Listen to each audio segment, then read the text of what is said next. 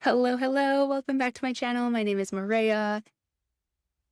The last video I did, we talked about how the masculine and the feminine work together to build trust. And what if the masculine also needs space to be able to be received by the feminine, um, and have his time and attention and presence appreciated and acknowledged? Yeah. And we pulled cards on how that could essentially manifest within ourselves. We also talked about how, at least the energies that I pulled through the tarot cards were talking about how masculine's really trusting of himself and where the boundaries lie, and that God, source, universe, or life will guide him to take action at the right time in the right way.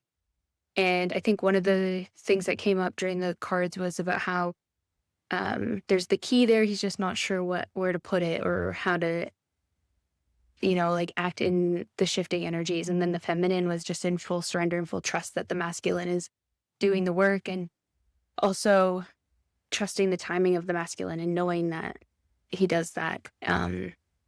He does the action when it's meant and when it's divinely being guided. And Yeah. I thought it was a really beautiful message. And again, I talk about these energies because they're happening within us. And you might be thinking, Maria, what the heck do you mean we all carry masculine and feminine energies? Because mainstream social media and the way that the dating culture is kind of um, set up is that we talk about men and women or masculine and feminine as separate entities, as in, like, we're only meant to embody one so that we can receive the other. And that's not the case, because if you don't have a relationship with your inner feminine or with your inner masculine, having a healthy relationship with it externally in your life is going to continuously reflect um, any excess trauma or anxieties or fears that you actually hold within yourself. And so, like I was saying, to have a healthy relationship with that archetype physically, uh, requires us to be able to look within ourselves. And again, like, you might be wondering, Maria, but what does that even mean? How do you know that we all have masculine and feminine? And how I would describe that is it's our inner, like, mom and dad archetypes, right? Like, the energies at play are symbolized in a lot of religious texts or spiritual texts as men and women. But where I'm coming from is, let's make these things energies and let's talk about it as, like, how we develop our relationships to these energies. And do we have like, how did we grow up? What's our relationship to our mom or our dad? Or did we have two dads or two moms, or an absent dad or an absent mom? Or did we have an absent, like, for me personally, I had an absent, physically absent dad, um, and an emotionally masculine mom. So emotionally unavailable mom who was a single mom and took on a lot of masculine traits and roles. And so that's how I grew up, and that flourished into how I developed my relationships with my inner masculine and feminine. And then it just continued to be reflected in all my relationships until I chose to kind of come to terms with, okay, well, what is my relationship within myself?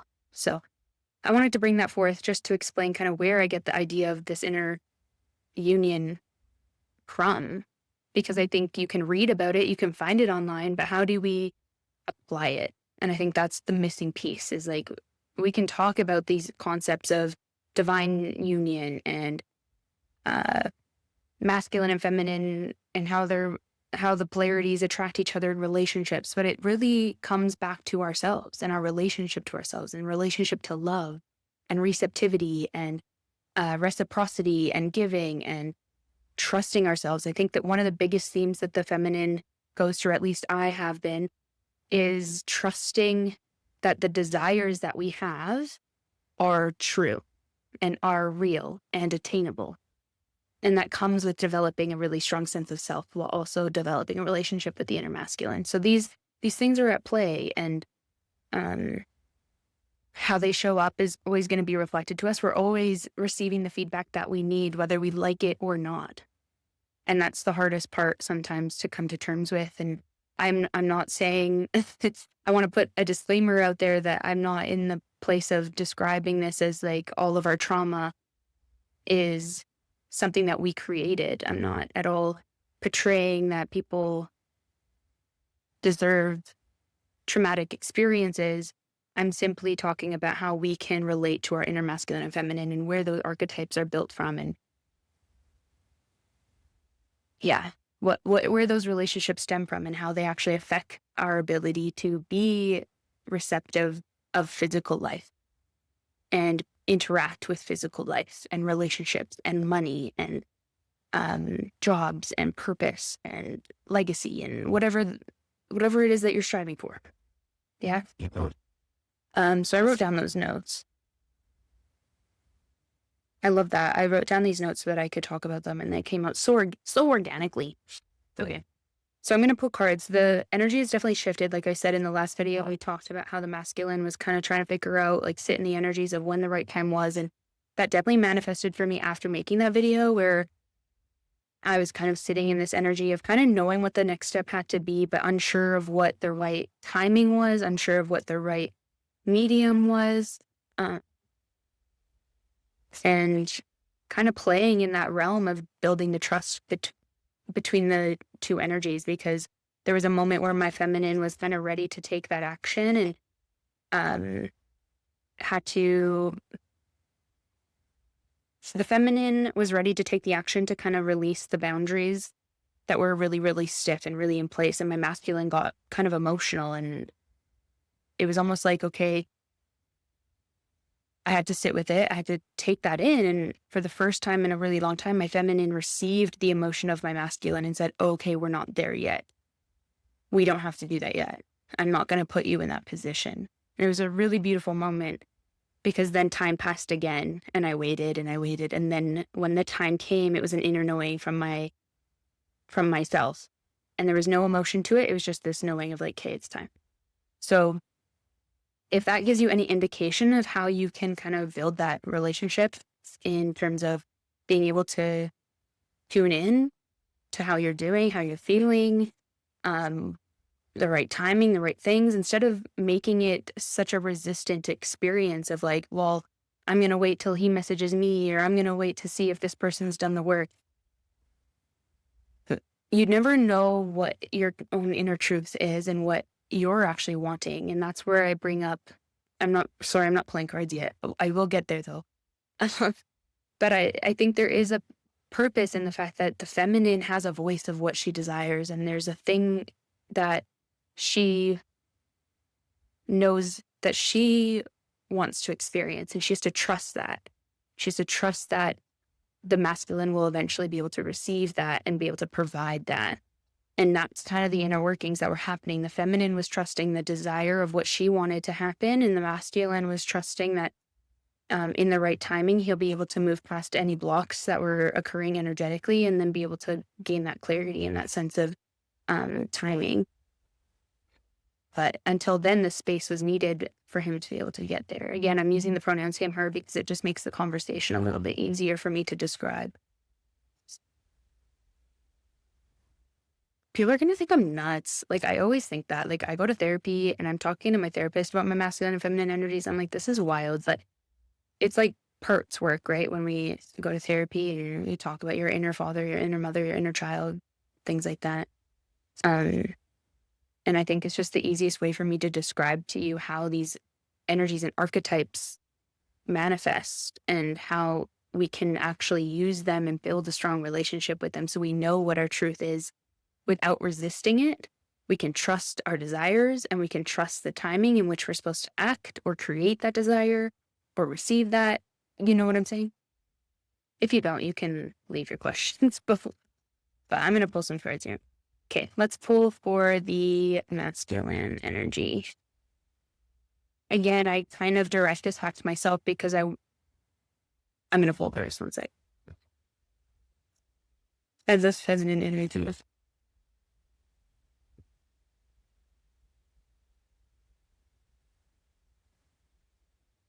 And the inner user.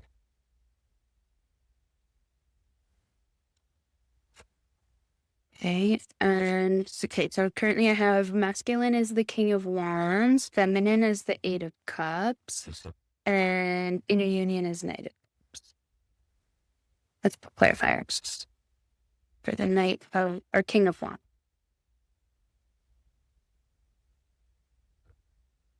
One, two, three.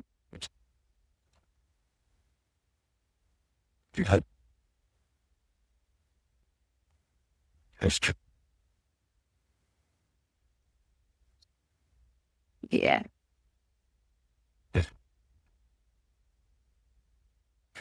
Feminine creative.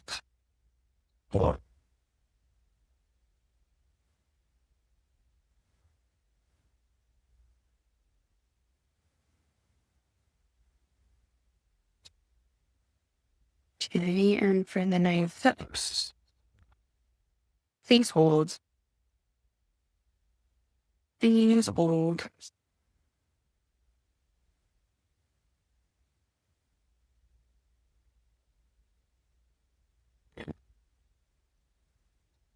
Okay,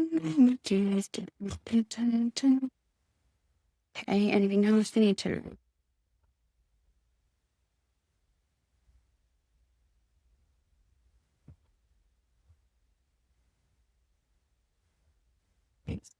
Okay, so like I was saying, I keep referring this back to myself because I want to be able to put into perspective how to use these energies internally. You know what I'm saying? Like, I want you guys to be able to watch this and be like, okay, how can I apply this to myself rather than me telling you the energies? I'm instead wanting to invite you to be more interactive, I guess is the word that's come to mind, with your own and trusting your own to build that connection with yourself. So you're not relying on what I'm saying. I mean, the energies here could definitely resonate. I'm not saying that they don't, but like, I also hope that you take what I say and apply it to your situation and your relationship to yourself, because that's the priority. Your relationship to yourself, your relationship with source, universe, God, spirit, whatever you believe in or not believe in. Life, that's the priority. And that's a priority for me too, for you. So let's start with the masculine. Yeah. Okay. The masculine's in this energy of boldness. Like, I just did this thing that was really terrifying and I came out the other side. I'm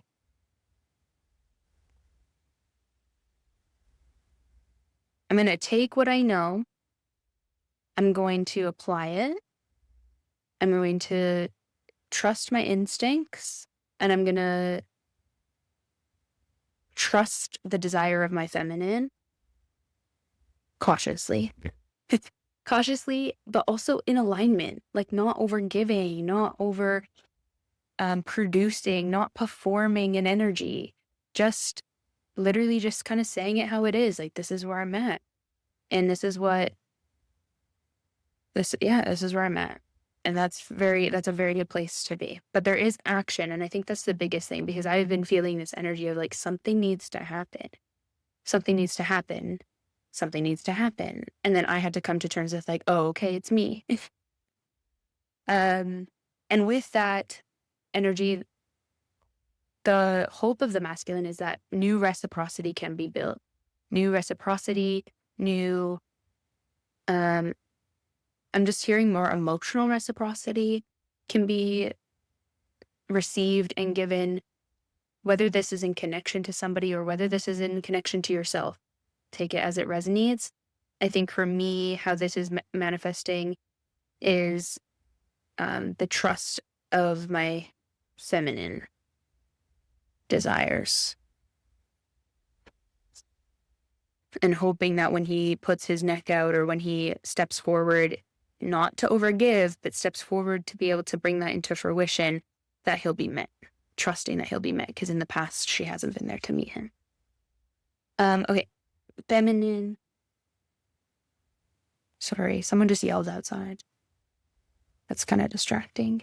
It's raining though, it's beautiful. Oh, they're probably watching FIFA.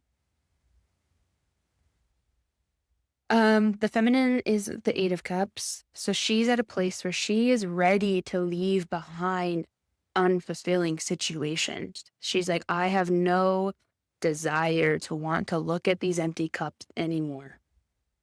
I have no desire to want to be in a position of having to try and keep filling these cups up so that I can feel something.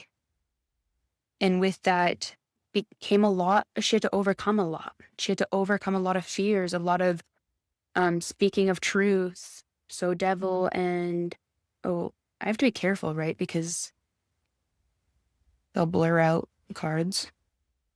The devil and the Six of Swords. And then also knowing what you want and coming back to herself.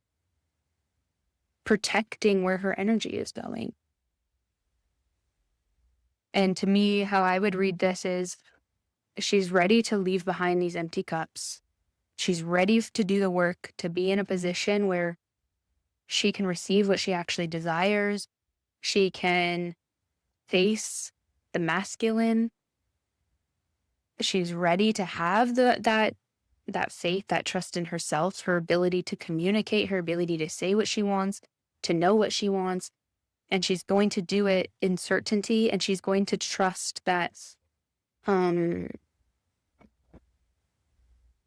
like she'll be met as well. She's this is also a card of like holding your cards close to your chest, but I'm reading it as the energy of like my energy is sacred. My energy is sacred. But she's really happy to give it toward situations that are fulfilling. Okay. In union, we have the Knight of Cups. We have the Five of Cups, the Seven of Cups, and the Page of Cups. And I don't know, this doesn't feel complete to me, so I might pull another card. But the Knight of Cups, I feel like, is the masculine just took this step forward to try to meet the feminine. And I think this Knight of Cups is the feminine being like, I am here. Thank you for trusting me. And it's this, oh, I see. I'm going to still pull one more card, but I kind of see it's more of a storyline than anything.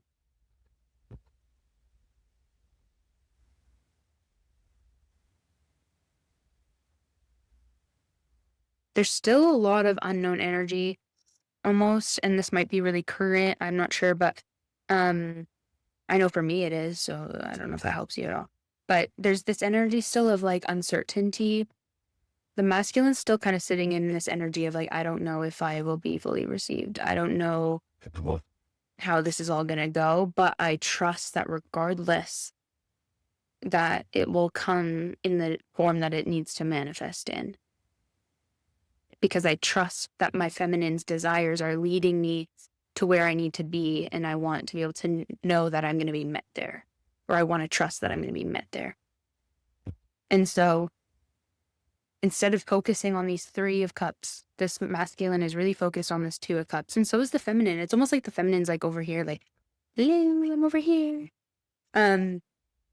So good surprises, like good inner union energies in the sense of like taking that faith in the feminine, because he's afraid that she's never really stayed. She's quite flighty, So this is a bit of a big step for him. And the feminine is realizing that. The feminine knows that. Yeah, so the unknown, but the Ten of Cups. So there's just things that haven't been revealed yet, and that's okay. And that's okay. But this does not mean that the boundaries should be led astray. This means that we're working together, and the boundaries are important to keep this intact. And the boundaries are love, because they are truth and because they are rooted in the structure that is needed in order for the relationship and the union to flourish. That's what I got, though. I don't really have anything else to say. I talked about it at the beginning of the video. I would really deeply appreciate it if you leave a thumbs up, a comment below, even if you wave or leave a heart, that would be really appreciated. And yeah, let me know if you have any questions, and subscribe. That'd be great. I'd appreciate it. And I'll leave you with these energies. I think it's the full moon tomorrow, right? Yeah, I don't know. I'm kind of embarrassed, but I think it's tomorrow. So enjoy that energy. It feels like that's kind of accumulating in these energies. So if you resonate here, that's beautiful, and I'm really proud of you, and I'm really happy for you. And I will talk to you all soon.